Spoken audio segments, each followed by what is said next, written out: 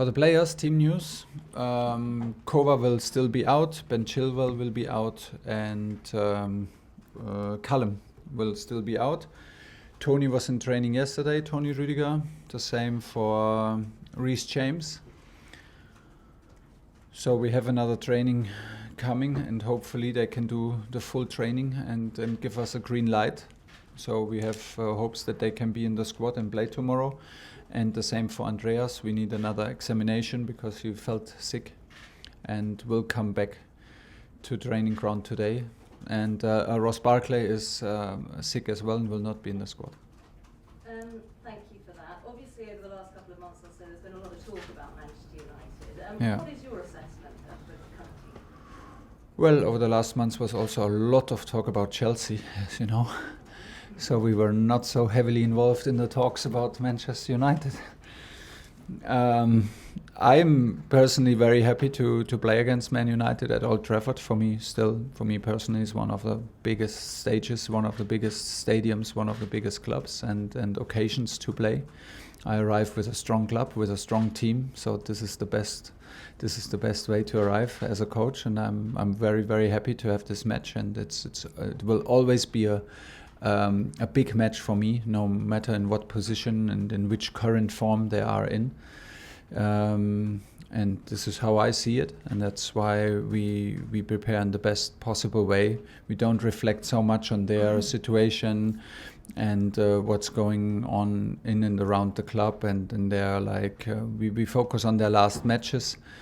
We should not get confused by the lack of points, lack of results. For me, this squad is full of quality, and we need to take care about it on the pitch. And you've got a very close relationship with Ralf Rangnick. Talk us through that, how you know him and you've got your coach. Well, the story is told. No, he was my coach when I was a third division player, and he told us some stuff in these days that we never heard about. That we don't need to follow as a defender, we don't need to follow our striker when he goes to the toilet. That was like common sense until this time. That you just follow him around 90 minutes, and he told us that we can defend in a back four and we can defend in spaces, and that was he opened our eyes and brought big success to that little club where we played, and he went straight through and into first division. And on this run, I got injured. And later, when he managed Stuttgart, he opened the door for me to the academy and introduced me to the academy and gave me the chance to make an internship with the under 17. So from there, I tried to be the best possible. And of course, he had his fantastic record in Germany to build up big clubs or to bring clubs to the very highest level, and to build clubs from scratch. And this is pretty much the story, if I want to tell it in as short as possible. It's nice to see him always. It's always tough to play against teams like him, and we will maybe have the time for a quick chat, 5 minutes, but contact is not like on a daily or weekly basis. You spoke about Antonio Rüdiger the other day. Yeah. What have the other players made of the fact that he's leaving? I don't think that anybody likes it, because Tony is a huge factor in our last 1.5 seasons together. He gives everybody confidence in the dressing room. He is a unique character. He's an aggressive leader. He is available over 100% of the matches, like 90% of the matches. He's simply available, and he plays on an outstanding level, and he gives you confidence if you play next to him, if you play around him. He takes sometimes the focus away towards him, so away from others. He takes responsibility, loves responsibility, so I don't think that anybody likes this decision. But at the moment, or not only in the moment, we have to accept it, and we will accept it. Like it or not, there will be life at Chelsea after Tony. And now is also for him and for us is the most important thing, that it ends like it started and like it was for the 1.5 years, on the highest level possible. And this is where the focus needs to be right now. Thank you. Olivia PLP. Hi, Tom. Hi. Man United against Chelsea. Chelsea was once a title decider, Hmm. and given the size of the clubs, it's a bit of a shame that now it's not so much.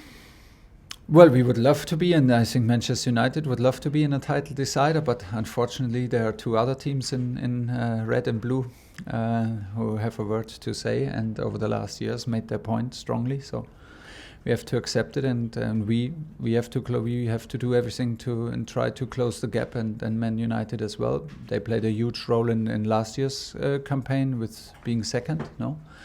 So for me, it's like Man U is one of the biggest clubs, a very famous club, very successful club, and like one of the biggest stages where you can play. That's why I can only repeat. I'm very grateful, very very excited to play there and to arrive with a strong team, because we arrived to win, we arrived to play for the victory.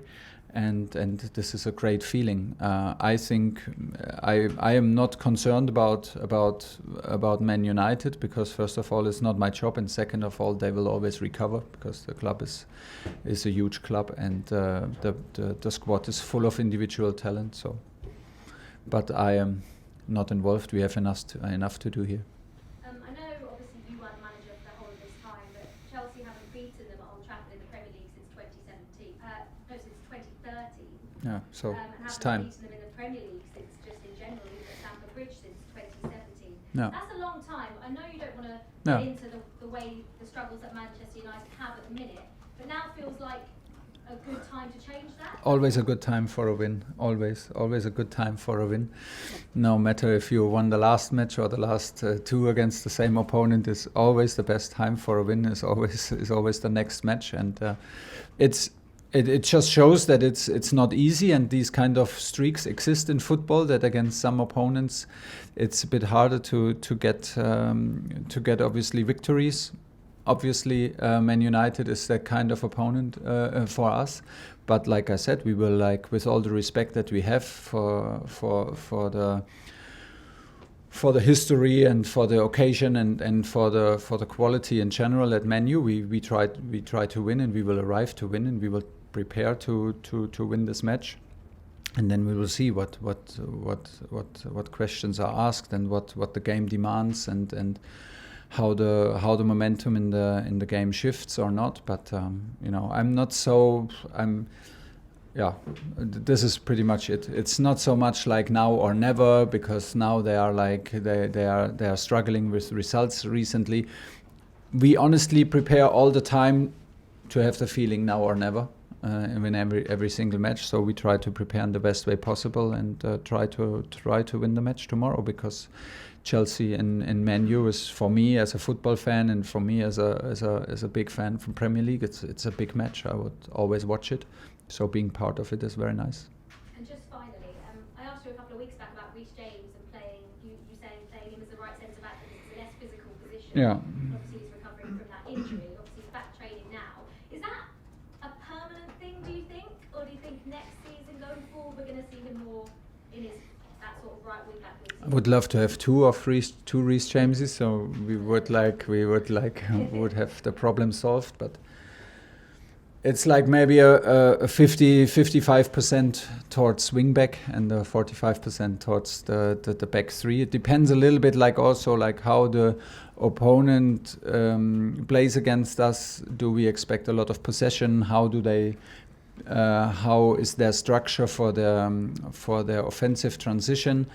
For this can sometimes be very helpful for us if Reece plays in the back three to be the first guy to cover in the transition and be not involved in the attack. So we have his speed and physicality in the protection of the opponent's counterattacks. These are like the thoughts about it, but like I said, I'm a bit more I'm leaning a bit more into that his very best position is the wingback position, where he's maybe even like more decisive, more useful, but it's more demanding. And the next step is to be a regular player over 50, 55, 60 matches. And from there we have to decide, but both positions are filled with top quality with him. Okay, last two, Nick and then Martin to finish. Thomas, in the time that you've been coaching Tony, I know obviously you've praised him for his sort of leadership and qualities, but you've obviously, you and your coaches have given him the framework for that to be the case, because obviously we know how he sort of struggled under the previous coaching. And so with that in mind, and obviously you've given all the players here the tools to sort of excel. With that in mind, would you be confident that whatever squad you have in the next season, because obviously there's still questions to be answered, that you can put a team on the field that can make Chelsea competitive? Yeah. And it's my job. In the end, it's my job. And no matter how the situation will be solved and when it will be solved and how things will be settled in the end, and how active we can be on the transfer market, can we react in which frame we can react.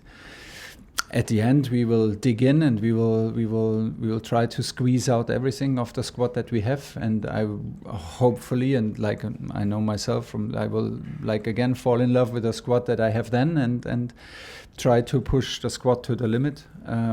Like I said, it was a pleasure every single day with Tony, and I'm a bit concerned that we talked too much in the past about it, because there are still things we have not reached all our goals that we have for this season. So there are still things to achieve, big things, and he is still a big part of this club, and we demand still 100% of him, and this is where the focus is. And then from pre-season next season, we will, like I said, life will go on, if we like it or not, if we are happy about it or not. And then from pre-season next season, we will give our very best, and I will be fully involved with all my heart and all my knowledge. Sure. Last question, Martin. Thomas, just a question about Ruben. A couple of weeks ago, you kind of sat up there and set him some standards and some goals. Since then, he scored a goal at Wembley. Yeah. He's played for you in different positions, some positions which we've not really seen him in before. Can you give us a bulletin on how you see him now, a couple of weeks on? More or less the same situation for him. I think he is influential. He is involved in goals lately, which is very, very good. He needs to push himself to the limit. That is the challenge, because he is so physically, and he can be so physically. So he had a bit of a shy game, like everybody else, against Arsenal. And not such a good first half against a very calm first half against Crystal Palace. And then suddenly in the second half, he stepped up. He stepped up in dribblings. He stepped up physically in ball recoveries. And suddenly the crowd was there. And suddenly the momentum was there. And this is what we demand from him. And he's in general a shy and very, very calm person. But he needs to discover this monster in him, and he needs to unleash this on a regular basis, because it's absolutely necessary. It's not enough to be just on the pitch. It might be, if you just regard his last years, it might seem as a first step and already good that he is a regular player for us, but I'm not happy, because with this is not enough, and we cannot let him think that this is enough. He needs to constantly push himself to the absolute limit. We try every day, and I think we are quite successful giving his development, but this is where he is. He needs to understand how much potential he has, and he needs to understand that he needs to unleash this kind of physical capacity on a daily basis in training. He cannot let loose. It's not good for him. He needs to be under pressure, and he needs to play every match like a cup final.